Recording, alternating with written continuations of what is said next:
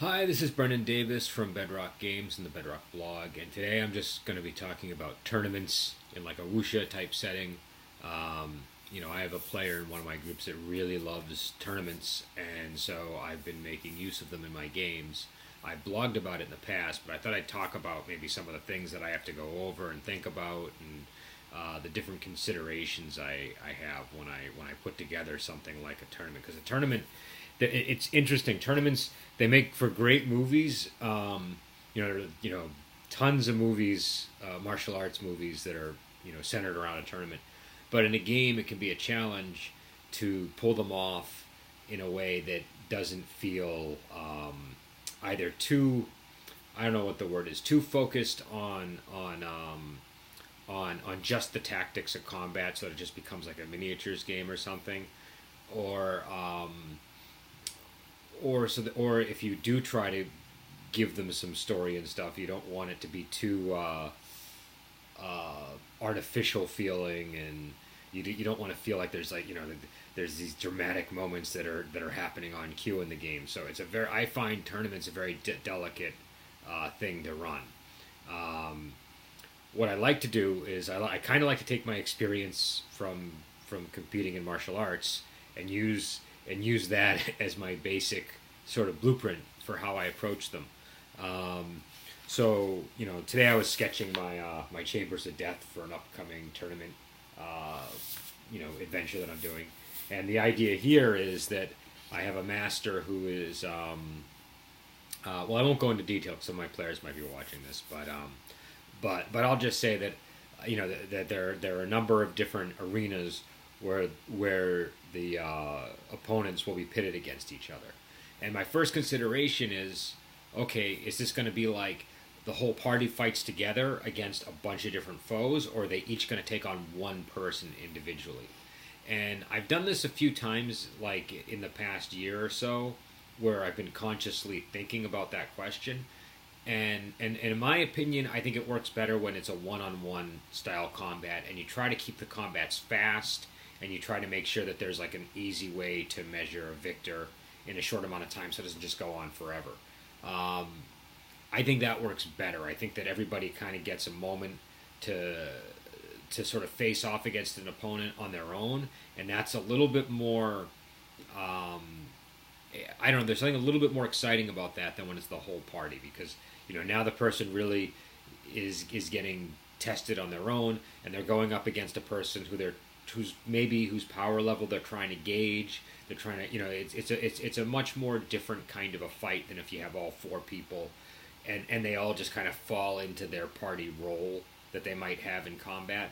So this kind of backs characters into a corner where they're uh, where they sometimes have to use techniques and abilities they might not use, and it also exposes their weaknesses more. So I just think it's a little bit more interesting. So what I decided for this one is I'm going to, the person who's arranging the tournament, it has a sort of a very simple elimination procedure. And these can be much more complicated than this, but for a short session, this is about what I need. So I have each player is sort of allotted to a different slot in the elimination process, and so player one will face off against one person, player two will face off against another, player three will face off against another, and player four will face off against another, and then whoever wins these goes to the elimination match, and then from the elimination match, the final two competitors go to the final.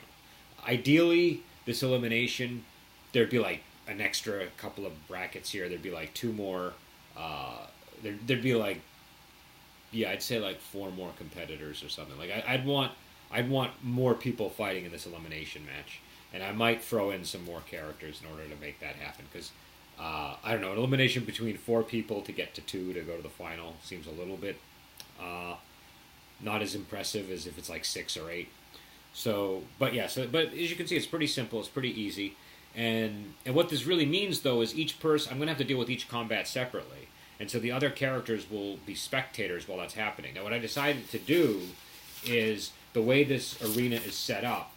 The guy who done is, this is sort of in my Wandering Heroes of Ogre Gate game. So the guy who set it up is like a master who's been planning this for years, and has this whole elaborate complex he's created with different arenas in them. But he's also created like balcony areas for people to observe the fights from.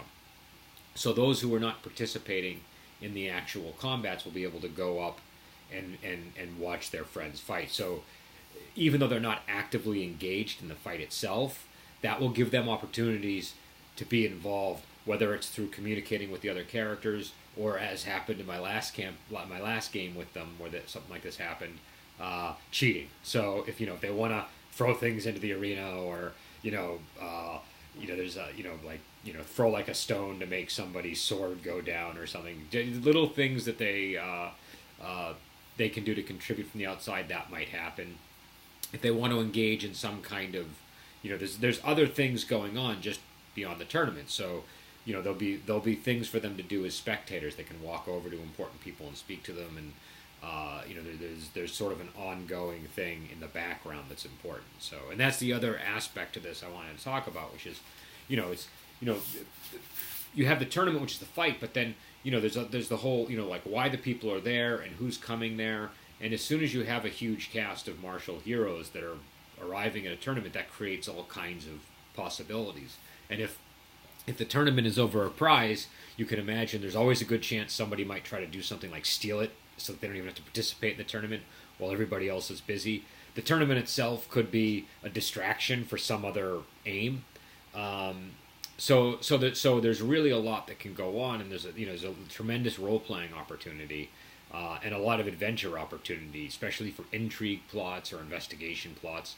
But I find you don't want to force that on the players. You have to allow it to unfold naturally. If they want to start interacting with all the different people and start getting involved in things that are maybe going on in the background, by all means, that's what you should allow them to do. But I try not to force it. If they want to just come and fight in the tournament and get their prize, then I'll leave it at that. Unless something going on is so big that it's going to drag them in no matter what.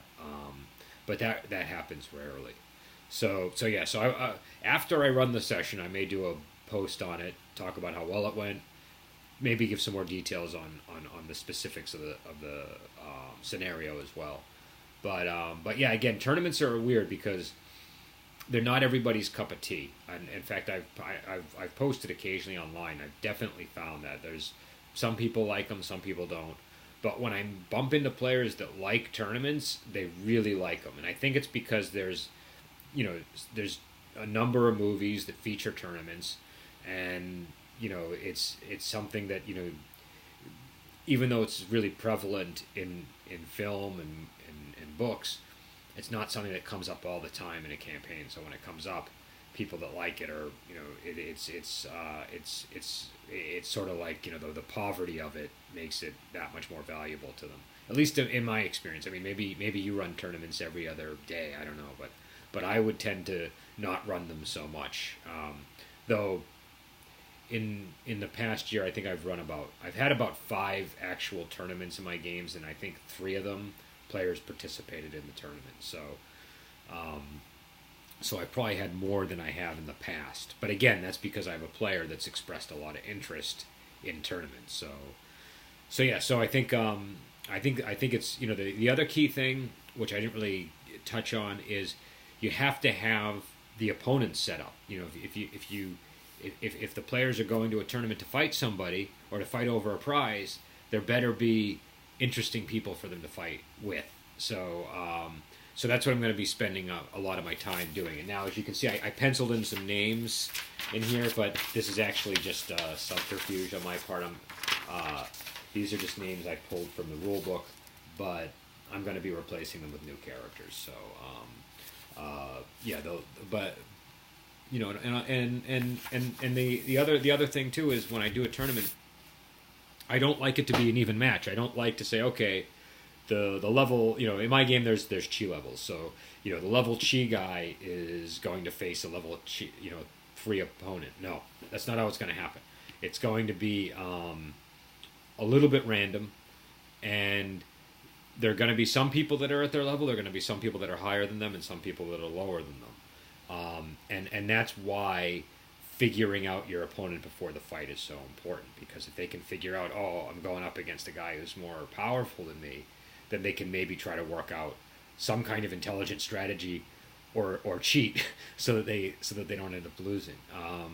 So that makes, I think that makes the tournament more interesting. If everybody's just equal chance of winning, and they know, okay, I'm going to be pitted against an opponent who's perfectly equal to me in every way. That's not it just feels a little bit odd to me, and I think you lose a lot in terms of potential for interactions with all the stuff going on and all the people, and I think in terms of who's assigned to who, if there's a person organizing the competition, it should be based on what they're going to find most interesting. So if they want to see a sword and a spear guy fight, then that's how ultimately the bracket should pan out. If they think that two guys who just use their fists would be interesting to see, then that's what will happen. So I would base it more on those things than on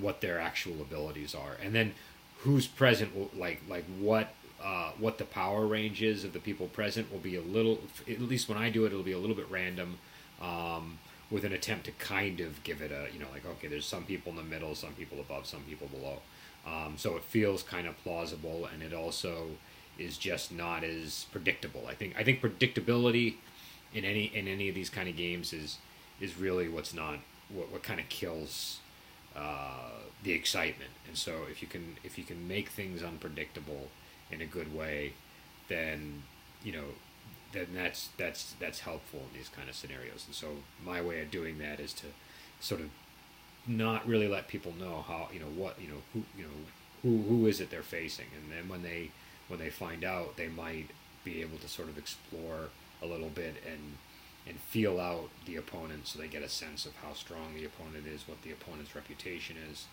So you can imagine a player who discovers he's going up against someone who he suspects is maybe a couple of levels higher than him based on what he's hearing. If he also hears that the person snaps people's limbs, that's even more it's even more striking to them. So you get those kinds of opportunities in there, and sometimes reputation are misleading. So I've had characters, I've pulled sort of the Indiana Jones thing, where you have a guy who's you think is this devastating opponent, and they only have the players are Chi 4 and the guy's Chi 1 or 2. So that's those are my thoughts on tournaments, and I'm interested in other people's opinions and experiences on this. So if you've run any games where that feature these kinds of elimination matches, definitely feel free to say something in the comments.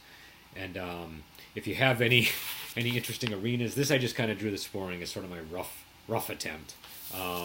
There's all kinds of little obstacles in them too. I like to sort of spice things up. But I'll go into more detail, and I'll also go into a little detail on my previous tournament scenario that I ran, which I thought was pretty good. So, all right, I will talk to you later, and I should have some movie reviews up this week. I'm also going to do a video about the nature of the channel and what I'm trying to achieve with it. So stay tuned, and I'll be online with some more videos soon.